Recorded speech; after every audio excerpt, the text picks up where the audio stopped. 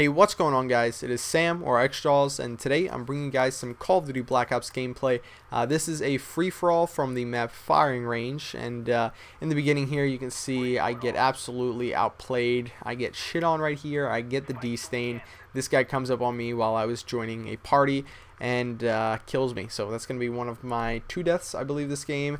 And I guess you could say this is a legitimate 1-death game, or not, or you could say that I got pooped on, like I probably would have anyway. But anyway, guys, today I want to talk to you guys about the best second perks for Call of Duty Black Ops. So the game's been out for 7 days, and I feel that this is the perfect time to talk about this. You know why? Because most people would probably say, upload it the day the game comes out. Well, first of all, I didn't know what the best second perks were the day the game came out, but this is right around the time where everybody's starting to get comfortable with their classes.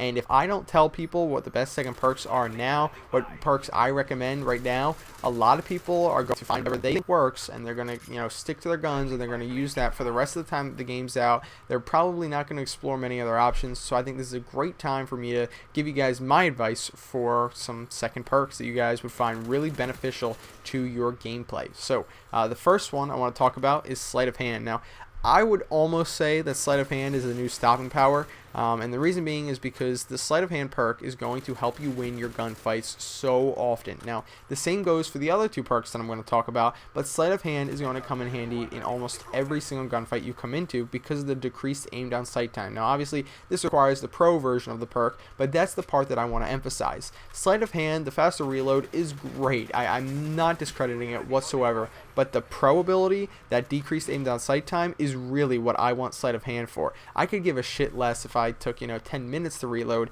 If I can aim down that sight a little bit faster, it's going to help me out a ton, especially when submachine gun guys come rushing up on me, and then I have a little bit of an upper hand because I can look down my sight a little bit faster and get those shots on target a little bit, again, faster than they can. So that's why I really like Sleight of Hand, especially on assault rifles, and would recommend that you guys use it as well because of the fact that a lot of people are getting annoyed at the spawn systems. I find that anything that's going to give you the upper hand, close quarters, is going to be really beneficial. So speaking of getting the upper hand in close quarters situations, steady aim. So steady aim is something really I would say works best with submachine guns, but this could obviously also work with assault rifles if, like I just said, you're trying to counter those people who are rushing up on you and spawning near you and whatnot. The reason why I would say the steady aim, is mainly a submachine gun perk is because the Sleight of Hand is going to help you out all the time on the assault rifle. It's going to help you out in every single gunfight,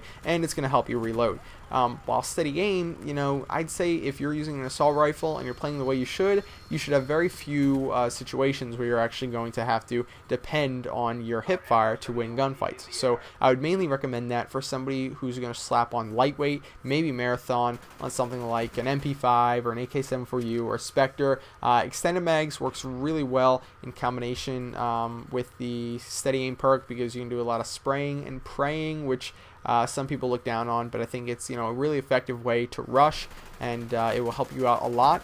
And the last perk I want to talk about is another assault rifle perk, or what I would recommend for assault rifles, and that's going to be hardened. But not just hardened, you got to get hardened pro. So not to discredit hardened, again, I like the base idea for the perk. If you don't already know, it's basically like deep impact. It helps you shoot through walls and different surfaces and whatnot easier, and by losing less damage when you shoot through them. And that is awesome for assault rifles in general, and especially not so much submachine guns. But hardened pro is amazing. Hardened pro, if you don't already know, is you have no flinch. When you get shot by a bullet, what's going to happen is your sight is going to get way thrown off if you don't have Hardened Pro, and this is big in Black Ops because of the fact that you take so many bullets before you die, and these are all opportunities that you would otherwise have, or you otherwise I guess wouldn't have if you didn't have Hardened Pro on. So Hardened Pro is going to help you out, especially because you're taking longer to die, and especially because you're using an assault rifle if you should decide to use it with an assault rifle.